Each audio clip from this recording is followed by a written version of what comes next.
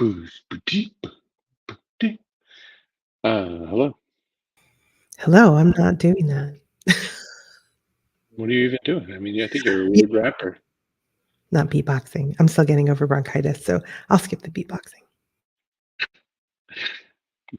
Boom. Welcome to the Backpack Show today, where we're going to emulate weird sounds. How's every little thing? You good?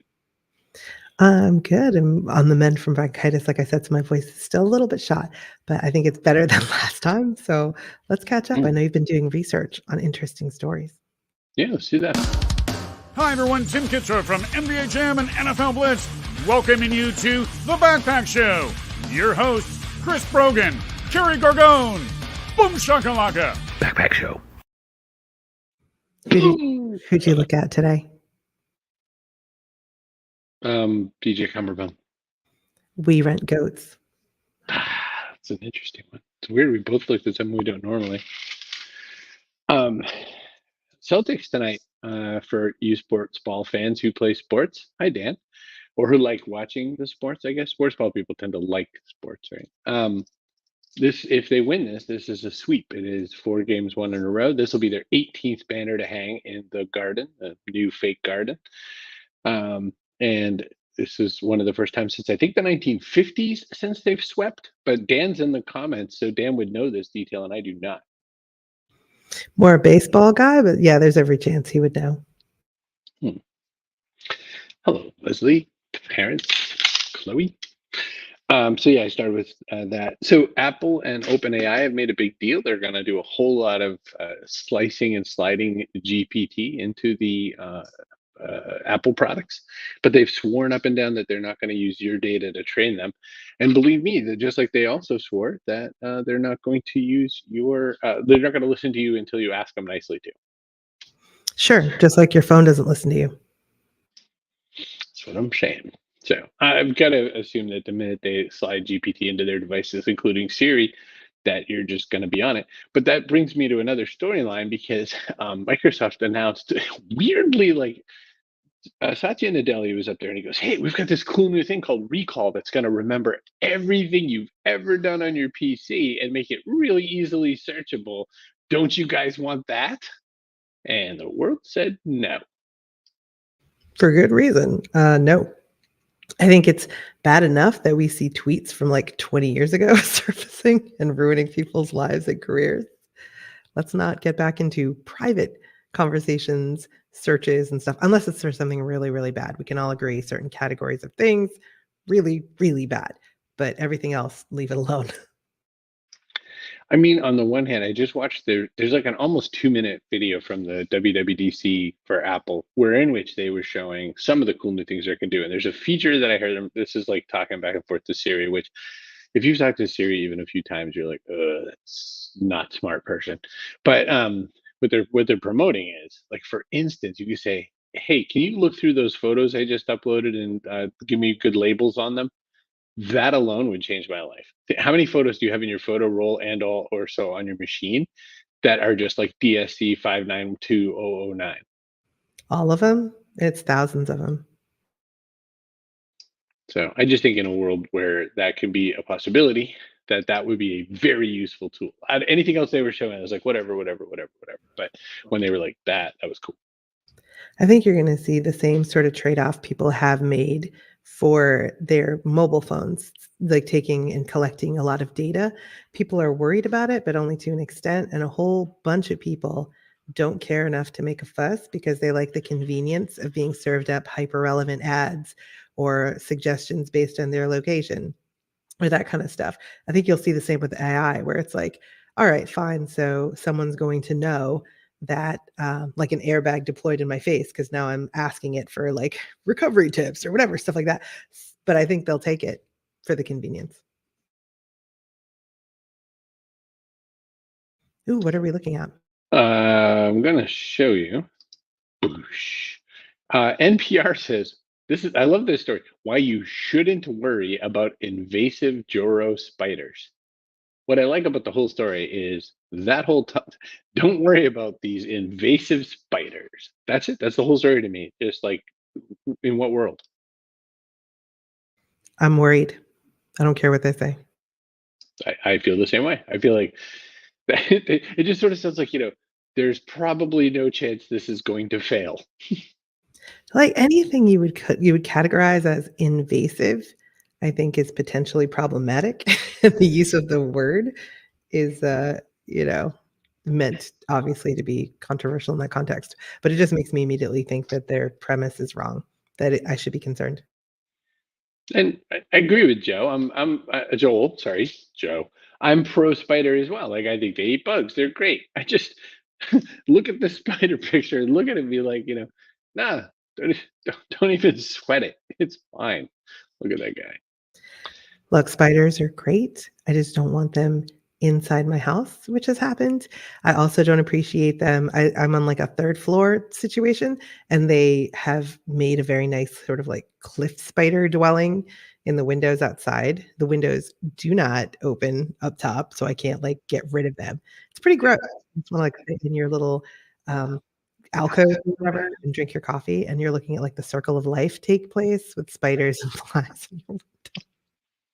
I do like my dad in this one. I'm not worried. They're just going to go to New England. They're too hot out in the West for 'em. Jerk. It's right though. He also said that they for the photo thing, it would be really cool to see what AI thinks the caption should be based on the picture. I do like that premise. I don't know if I do because the people who programmed AI to date have a whole bunch of built-in biases. So I think you're going to see some stuff. Do you remember, for example, and this is not an AI error, this was human error, but the time that Calvin Lee, our mutual friend from Mayhem Studios, they ran a picture of Calvin Lee and said that it was like Kim Jong-il or something. Like, what the hell? There's a lot of things to unpack in that one thought. But I was also thinking about when my dad said about AI captioning spiders captioning. Oh, we're gluing these stories together. Captioning pictures out of the blue, and I thought of every now and again I'll be like, okay, I'm gonna go on a diet, so I take my shirt off and I stand in front of the mirror and I show my big fat ass belly, and I just imagined like if I asked Apple what it thought, it would be like looks like Fatso's at it again, and I just thought, okay, well, I guess that's the thing. I would very much welcome AI to organize stuff for me. I've been using it actually like crazy recently to summarize articles, to suggest action items based on the research covered in those articles, based on my situation specifically. So I'll be like, oh, there's this article about neuroscience saying X, Y, and Z. What should I do specifically as a marketer to take advantage of those findings? Or I'm a parent. In this article, you talk about new developments in anxiety disorders and ADHD. What should I be doing as a parent of a teen who has those things?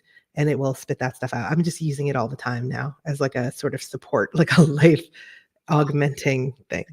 Well, I'll go right into another story that's exactly about that. Google Gemini, it says now, may make a better health coach than a human. And the storyline there is basically, I'll pull that up too. The storyline there is that, so as people know, better health coach. What's kind of interesting line about that in that storyline is that just basically, um, that you can tune specific AIs to different processes and whatnot. So what happens is the when you tune this AI to be a health coach, it actually can store and observe and analyze things a little bit better. It can make better recommendations. Now, if you think about it, this is where like what you said about like asking AI the questions, it pulls out a lot of the family bias, the human bias. You can ask your health coach a question. Maybe they only took like 2 hours of nutrition knowledge and they're going to act like they're your nutritionist, or maybe they're only a nutrition person, but only a nutrition person for like a typical normal person who has no heart problems or something. See what I'm getting at? Like there's so much more we could do in that spot. That's the benefit of it. I think it taps such a wider base of knowledge that any one person can keep in their head at one time, to be sure. But you also have to worry about it making things up. Not that people don't make things up, now that I think about it, but you have to fact check it against other sources. And it has these kind of weird programming things that I think you've run into even where it'll make mistakes, but be fully confident that it is correct. So you have to know how to prompt the right way to address those. My next story has nothing to do with the last previous stories. We'll get back to some AI because I have 2 more AI stories too. But this one just blows my mind. Like this, first off, the LinkedIn is coming up with some wacky ass stories these days. Martin Shrek, I don't know his real name. It's like Shkreli or something. Martin Shkreli is barred from sharing any Wu-Tang music of any kind or streaming it or anything because he bought a one of a kind Wu-Tang album that he then had to forfeit. He paid $4.75 million. It's like a DAO. It's like one of those like digital assets, but like there's this whole news story around the fact that like this man cannot do anything with Wu-Tang Clan because this particular asset was seized. How crazy! What world are we in? It's not that different a world. Do you remember when the Manson family killings happened? The Folger family, because one of their heiress, their daughter, was murdered. They refused to serve Folgers coffee in any, I want to say it's California prisons, but any of in the whole prison system, basically, where the Manson family perpetrators were. So it's like life has consequences to actions. It's just sometimes they're really weird consequences. It's just such a weird bounce on things. Yeah, that is absolutely the storyline for Wu-Tang Clan. Cash rules everything. Joel Right? wants to know, did that Martin guy go to jail? I think so. I think this is part of he's like some crypto bro who they're trying to like scrape back some of the money on. So that's kind of how this all comes about. You think the other prisoners are like, ha ha ha ha ha ha, you can't listen to Wu-Tang Clan? I just better like, so what are you in for? You know, Being a giant jerk, basically. it's the worst. Oh, it's the worst. Or was he the medical guy? Like, was he the dick who had the like chokehold on some medical patent? I don't know. I don't care. The story's Wu-Tang Clan.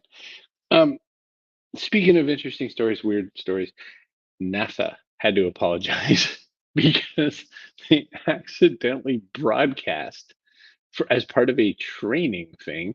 They accidentally broadcast a fake emergency message from the International Space Station, like, "Oh shit, this has gone terribly wrong. This man is decompressed. He's dying. La la la. Now what do we do?" It was a training exercise that went out on some kind of public signal and got out to the world. People lost their minds. They were basically rewatching Interstellar in case they had to go up there. It was nuts.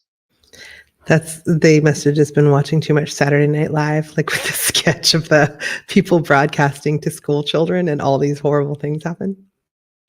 Oh, I thought you were going with the SNL of it was a problem in space. I mean, take your pick. How many times can NASA get kicked around like by SNL before they go, let's start training against some of these contingencies?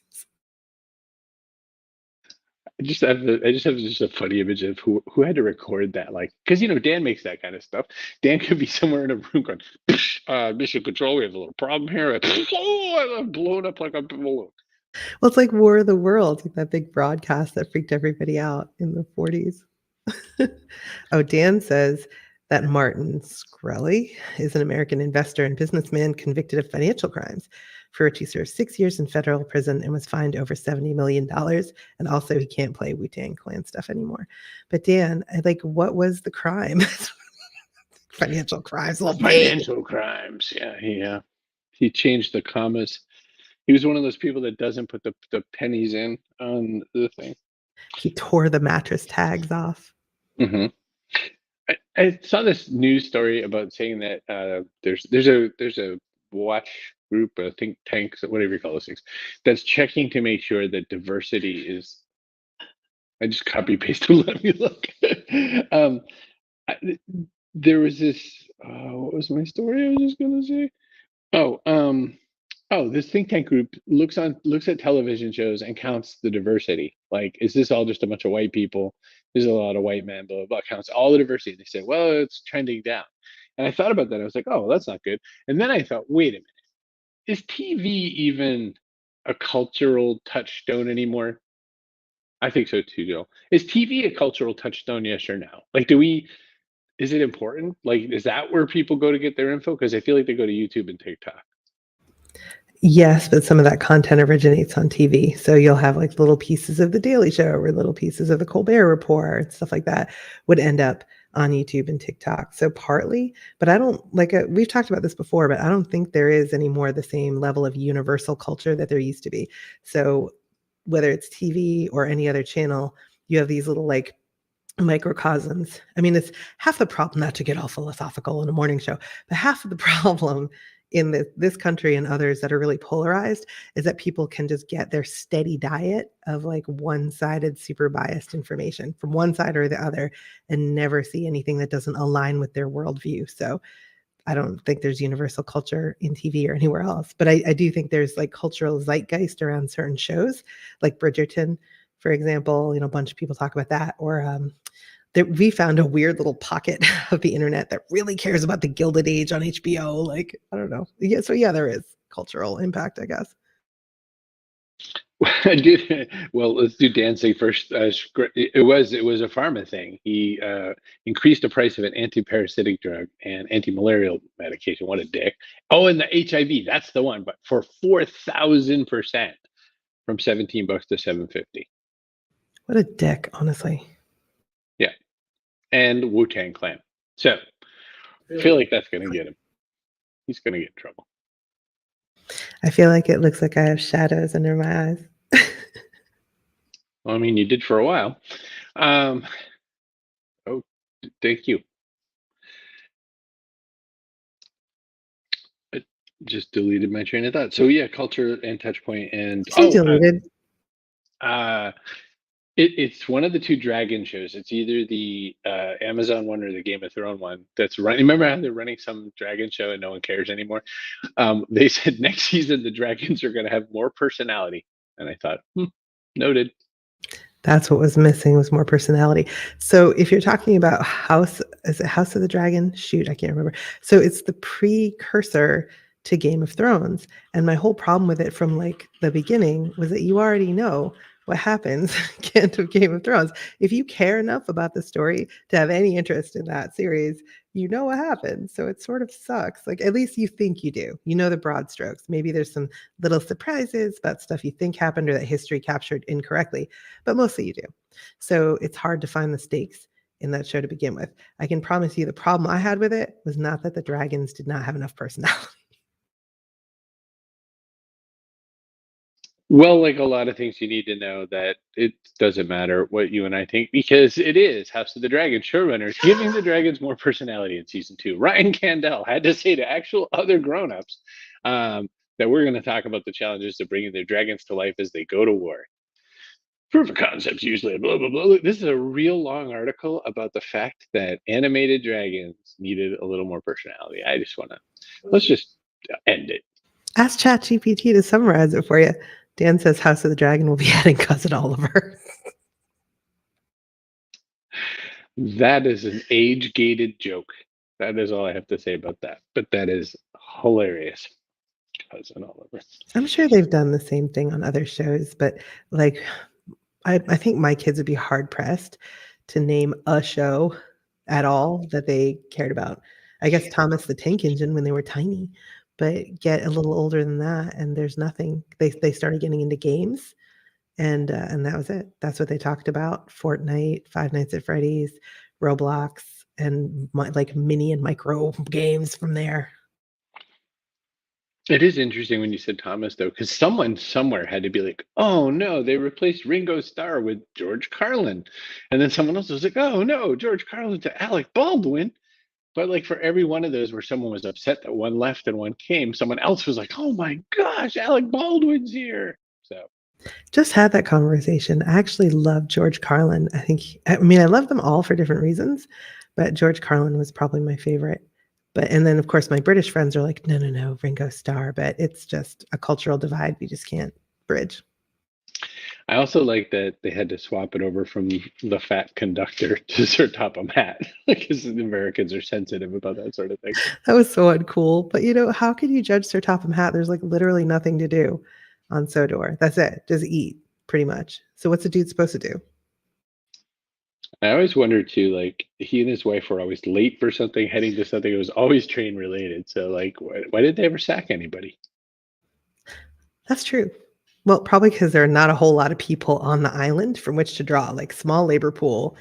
And I can't imagine the wages are outstanding. So the benefits don't seem to be great. I never saw workers' comp mentioned one time. So probably there's some problems hiring. Joel points out that I'm assuming he means George Carlin is a brilliant dude because we named 3 dudes and I wouldn't give it to Ringo. Um, I was thinking about too when we went into Thomas. I thought about the really brilliant scene in the movie Bullet Train where they explain Tangerine explains the diesel. Oh, it's such a great plot point. It's like if you know, you know, and if you don't know, it's you can still understand the concept just because they cover it enough. But when you know, it's like, oh, that really hits. Like, feels so relevant. I had bins full of Thomas stuff. Just recently moved, and it's like I don't know how to say it exactly, but it's like kids of a certain age get super into Thomas. It happens on the regular. So it's like refreshing audience. And without producing anything new, they can capture a whole new audience like every couple years. So we had bins of Thomas stuff in this move, and people were insane to buy them like at yard sales and stuff. But they have lost none of their cachet. People love Thomas still. Well, this just in, evidently Martin Shkreli is accused of raising prices of diesel oil on Sodor as well. So that was fast. I do know a story from Appfire about this as well. Bob Nicholson, our own Bob Nicholson, when he was working for Spectrum Investments, was trying to acquire the intellectual properties for Thomas the Tank Engine because they were producing DVDs out of all these IP. And he said, we could have made loads. And it was like one of those ones that got away. So I thought that was funny too. I mean, he's not wrong. I'll say as a parent, that was one of the things that if the kids would ask to watch it, I wasn't like, oh God. Because there were things like Super Y on PBS they were so lazy in the production of that show, they would reuse like parts of it. Like it'd be like, oh, we're gonna sing the whatever song and be the exact same clip you see on every show. I just wanted to walk into the ocean. At least Thomas, I was like, okay, this is amusing to watch. I feel like Dora is a learning experience educator. But I think that on other experiences, I really, really enjoyed things. For instance, like I liked the Wonder Pets. I thought they were very funny, and there's a lot of I think kids cartoons that really deserve to keep going in the world. I liked Rubber Dubbers. Any particular shows that you were particularly particular to besides Thomas? I didn't mind Kipper the dog, but I had to be in the right mood for it. So Kipper the dog had no background. It was like you would just see a white background and then you see the characters and maybe there'd be like a pen sketch of a table or something. But it was pretty minimalistic, but it was super chill. So like at the end of the day when you're trying to relax the kids for bed, it'd be great because the crisis of the day would be like Kipper mailed his birthday invitations for the wrong day or something. Nothing high stakes. Very like I like that one. I did not care for Peppa Pig. I think she is rude and a bad example for kids. I did not like Mickey Mouse Clubhouse because that was some shenanigans. They'd be like, hey, kids, we're going to fix this rocket with some chewing gum and a staple we found in the gutter. And I just don't think those are good lessons for kids. Well, and then NASA reported recently that that rocket ship that they tried to fix in Mickey Mouse Clubhouse went totally awry. But they said it may or may not have been a training exercise. So what do I know about that? I was thinking how bad TV was in the 80s, like Saturday morning cartoons, so racist, so stereotypical in every way. They'd have like an Irish character named Whitey McIrish or something, or Shamrock McDrunkard, like stuff like that. And they were really, they'd hit you over the head with was supposed to be like a moral of the story. They literally would call it that in He-Man, for example. We had a bunch of stuff that sort of sucked. I'm trying to remember back if we had anything really good. And upon revisiting them with my kids, I thought, oh, this will be fun. I'll find on YouTube some like old shows. Terrible, terrible idea. I think maybe Fraggle Rock held up. The rest of them, I was like, this has gone horribly wrong. I could still watch Mr. Rogers' Neighborhood just to point out a winner because Fred Rogers, come on. But there are a lot of them. They were terrible. No, I'm not a fan of Barney or the Teletubbies. Thank you. Teletubbies just really felt like a mushroom trip waiting to happen. And I haven't had mushrooms yet in my life, but one day, when I do, that could be a way I could appreciate it. I think I've found that experiencing things with the kids apart from like TV shows, kind of in the classic sense, has given me a window into where they spend their time, what they invest their emotional energy in. I was just watching my son play some games last night that are like, I don't know, I guess it's sort of Hunger Games. It's like, but it's in Roblox and it's adorable, but it's people are dying, you're being eliminated or whatever. And he just has the best time. So it's interesting to me to watch him sort of troll the trolls and that kind of stuff. I don't know. It's not TV, but it's entertainment, and it's definitely changed from when we were growing up. Watching games, watching game players is a lot more common. Sesame Street was the best, yeah, for sure. Hey, Annette, good to see you. Um, so that's that. Are you reading anything particular? Oh gosh, I'm reading so many things. So I'm still reading the Philippa Gregory book about the princes in the tower, who like Prince Ed or King Edward the Fourth's two sons that were in the tower because their nice Uncle Richard was going to take care of them until the older boy's coronation, and then they disappeared. So Philippa Gregory has revisited the disappearance, which everybody's assumed was murder, and she's kind of parsing it out as like a missing persons case that's 500 years old. So that's sort of fun and interesting. I've been reading that. I love history. I love drunk history. I would tell you that one of the things that I'm about to read, I'll tell you kind of a weird story. So I'm a big Wes Anderson fan. I really love Wes Anderson movies. I loved French Connection.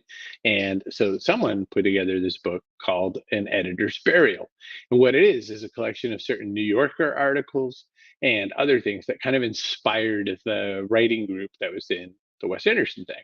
And I was like, oh, that's really cool. But last night at an event down in Boston with my colleagues, Matt Oliver said, yeah, that's cool and all, but that's just like a lot of weird stuff. This is the book you want. It's called Letters from the Editor, and it's about this guy, Harold Ross from the New Yorker. And he said, this is probably where Wes Anderson was reading, as opposed to that shenanigans book that some weirdo put together. So I am now on the hunt for this. I'm going to probably try to get it from my local library. Big fan of libraries. I actually just had to have a work meeting, and rather than try to have it in the hotel where everybody already was, because it was like stupid expensive, we got a room at the Boston Public Library, and which like would have been great, except there was street construction directly outside, and the way that it echoed, it was like they were in the room with us, like jackhammering all day. I was a little disappointed. Nobody gave us a heads up. Seems like that'd be problematic for a library, but I love libraries. I love our local library. They managed to find a couple of things for me too since I've been here. And I mentioned last time you can actually listen to audiobooks using your library card and the Libby app. So support your local library, everybody. Yeah, they have 3 or 4 books waiting for me right now, and I'll probably ask for this one from them as well because one, I don't know if I really want to read it, and two, it's like 30 or 40 bucks because it's like old, so you gotta go buy some out of print one. So I will also be doing it again. I've never been in the Boston Public Library except to go in and go straight to the bathrooms, and then I left again. Is it nice in there? Is it old and timey? And like, what's it look like? We were not in the pretty part of the library. There is a beautiful part of the library, older, looks a lot like the New York Public Library. If you saw Ghostbusters, then you know what I'm talking about. It's like very ornate, old-fashioned building. They have weddings there and events there. That's so you know it has to be pretty. We were in the section that's I think it's been redone. It's newer.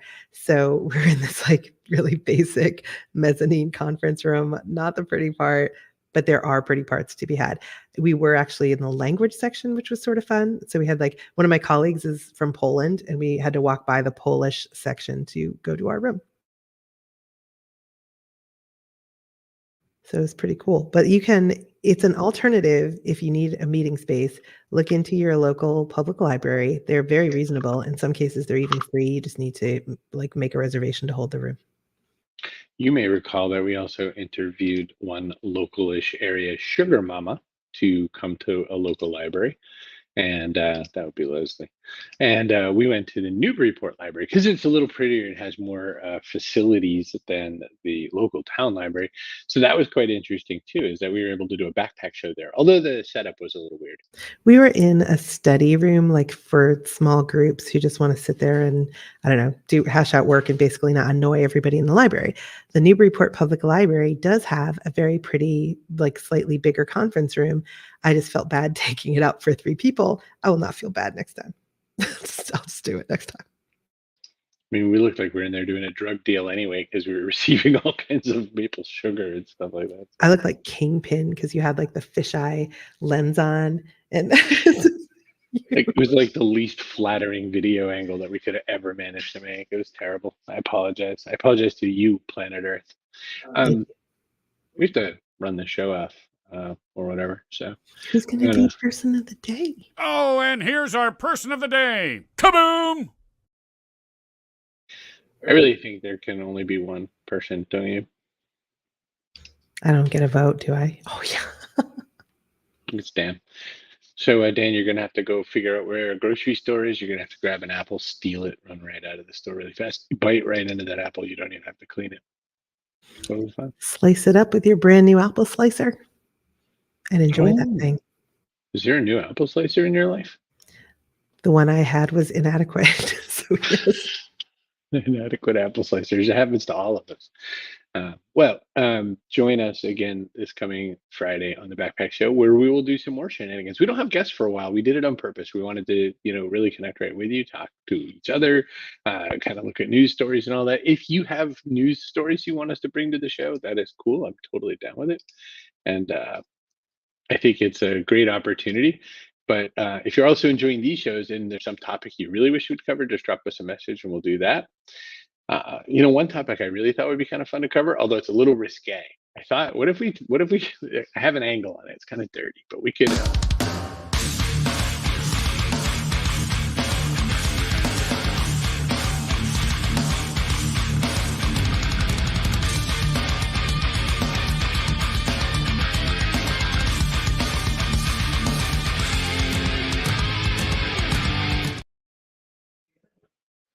You need props for that.